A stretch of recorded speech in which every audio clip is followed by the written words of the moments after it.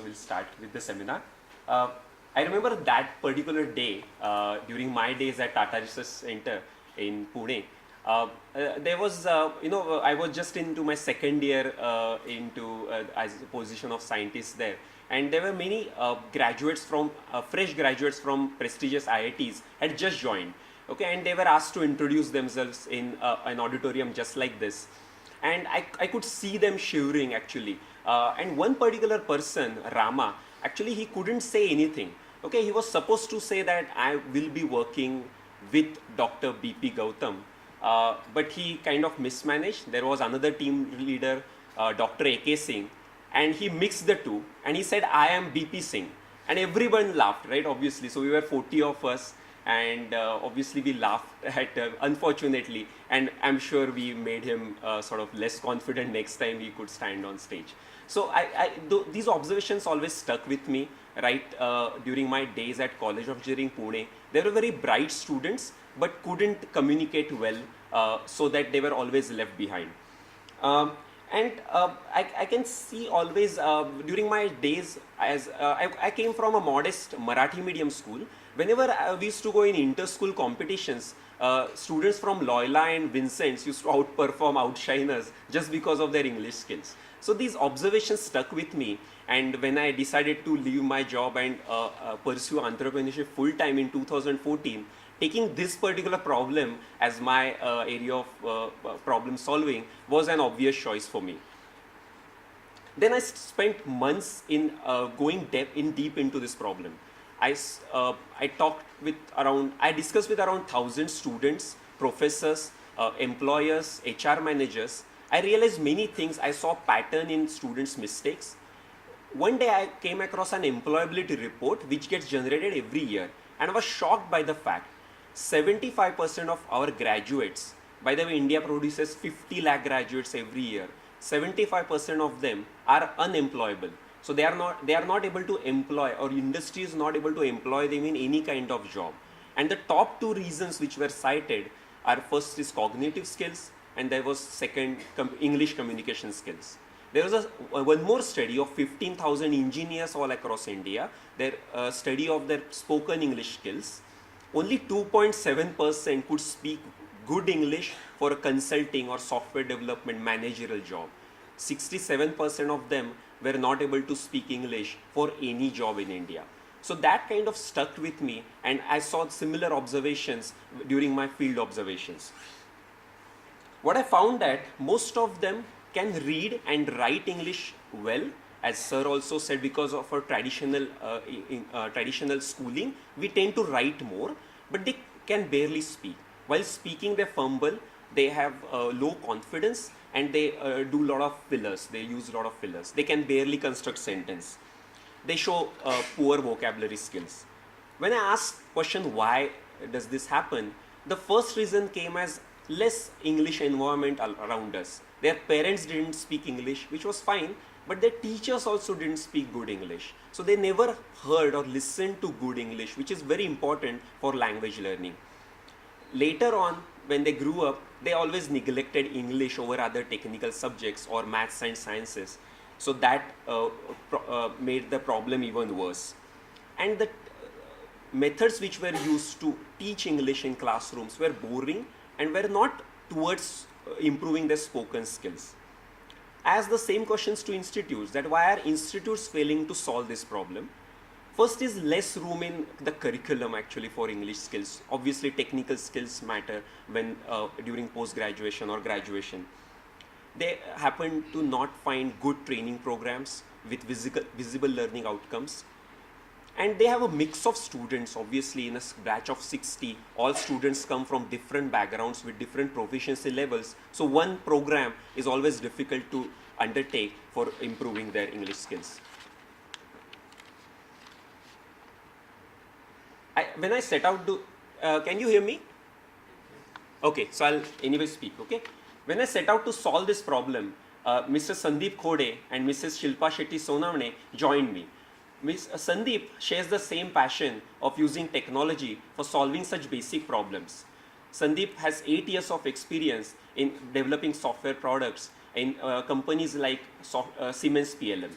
Before that, he has post-graduation in computer science. Mrs. Shilpa comes from training background. She has trained 65,000 students in her 20 years career.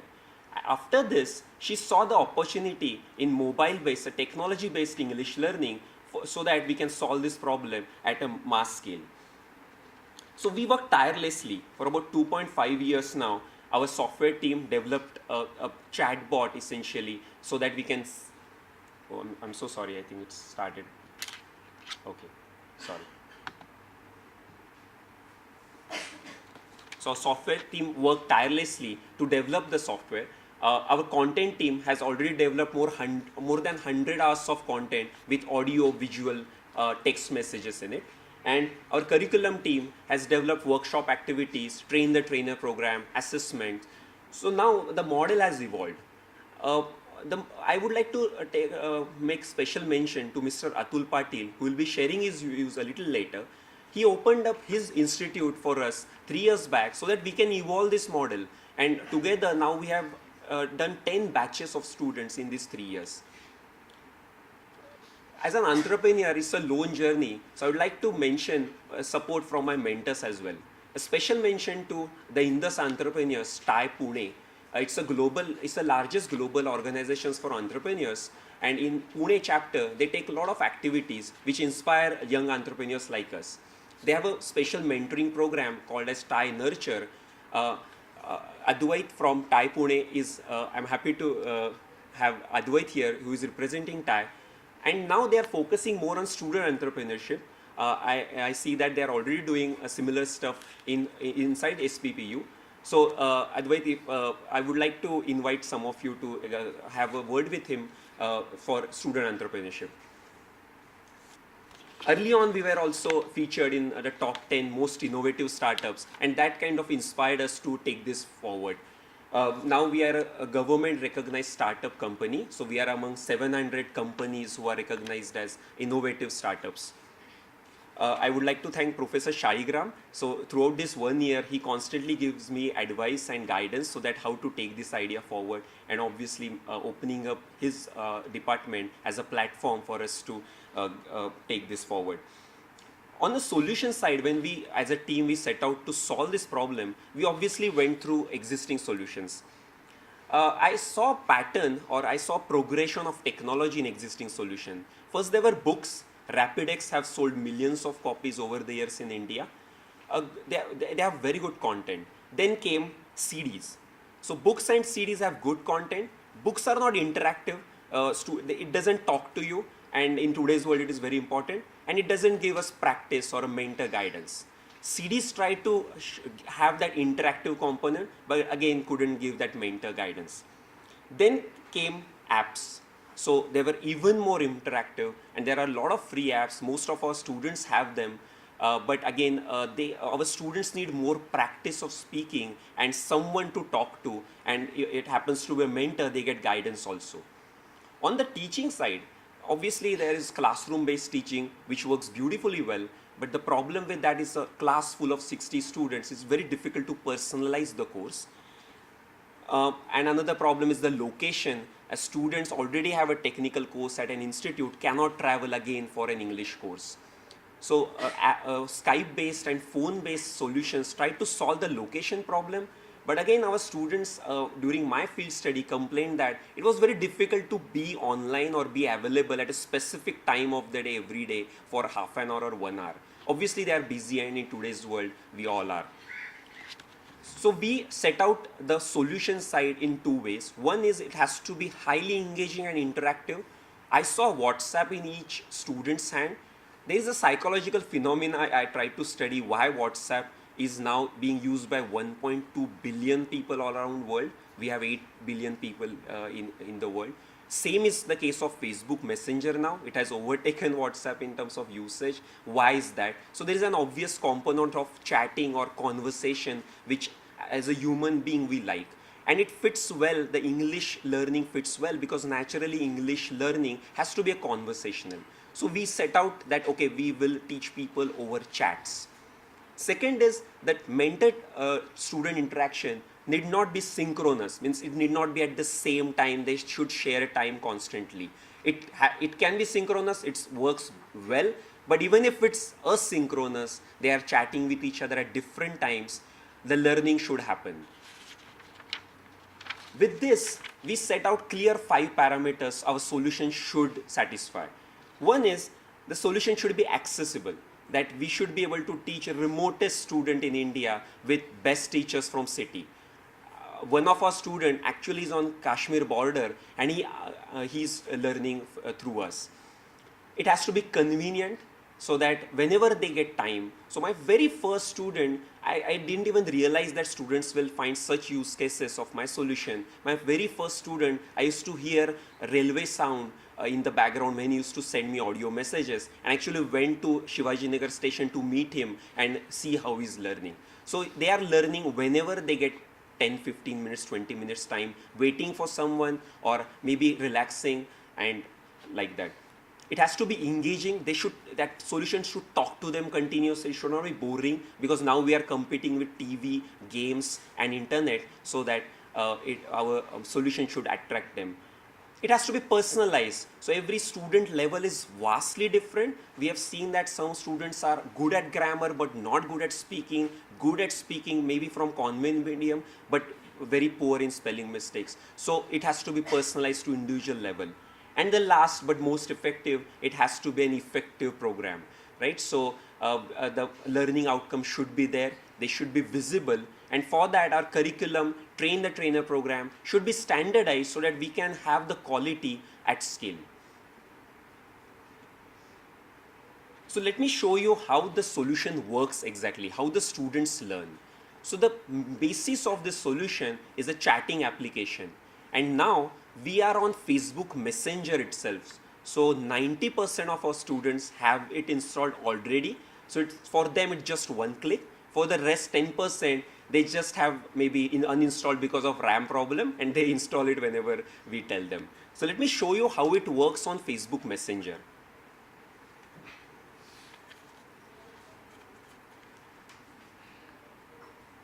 So we have developed something called as chat bot, which is like a robot which sends automated messages to a student depending on his chat or his conversation. So at very early on, we send such messages. We also have a lot of audio files. We basically believe in audio comprehension.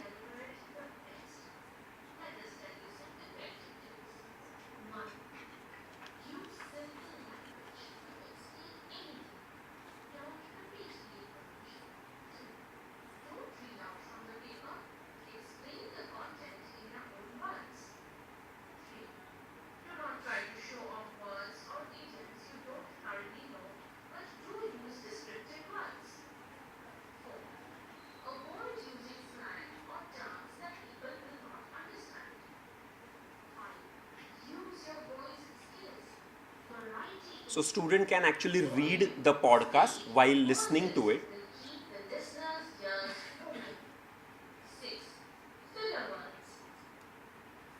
Then after the text and audio messages, the student has to essentially solve a quiz based on the learning. So this is one of the MCQ simplest one, but we have 10 more types of quizzes.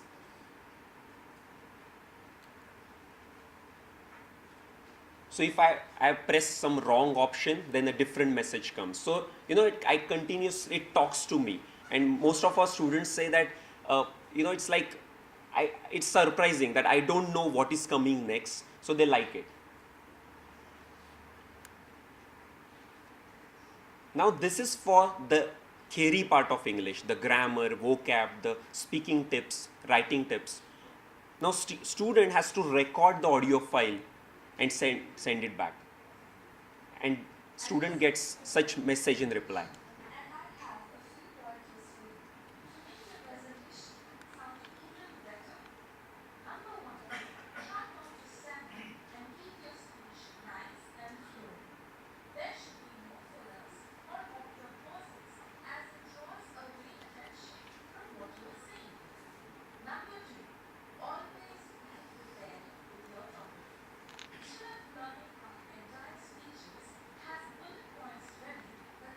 So such audio files always start with the student name.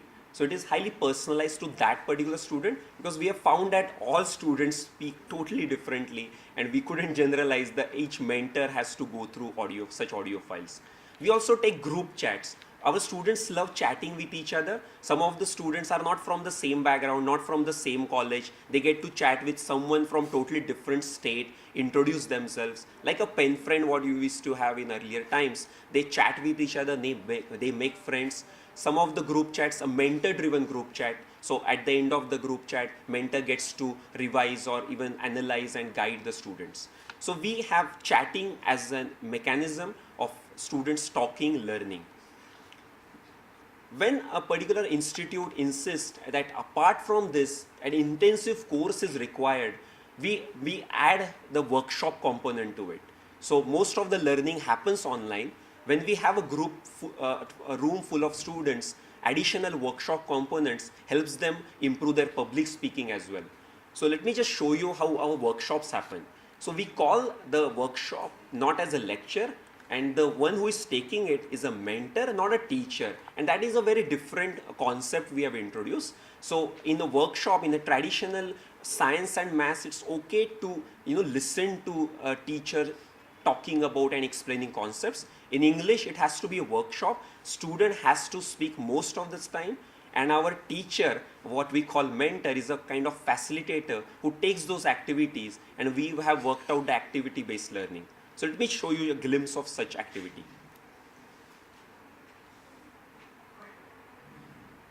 Okay, you guys are focusing on all this. Right, very nice, very good. Okay, good, right.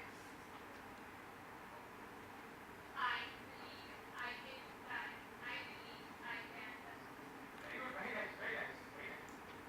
This particular activity is on how you improve your speaking skills. So how you use pitch, voice modulation, impact in various formats. So the mentor has asked each student to say the same sentence in a totally different way and in incorrect and correct way. So they'll understand how they emphasize wrong words. It comes out as a wrong sentence. So all that.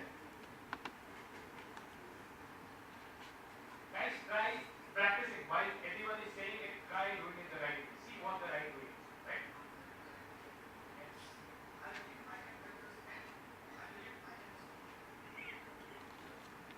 No emphasis on anything, and there is no pause anywhere. Both of you doing it right? Okay, I want you to do it once again, the correct way. You're supposed to use a pause. You're supposed to pause at the right place, right? Try it. Start from here. First time. Okay.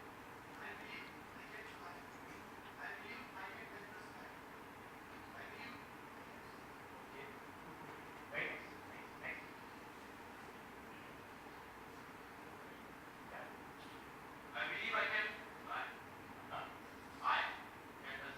Very nice. Very good. It happens sometimes, right? By doing an interview, you don't pause at the right moment, you can end up speaking like this. Yes.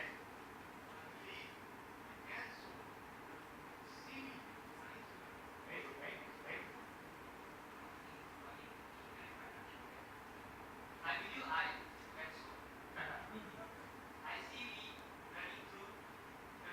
Very good, very nice. Alright, here's one. From here.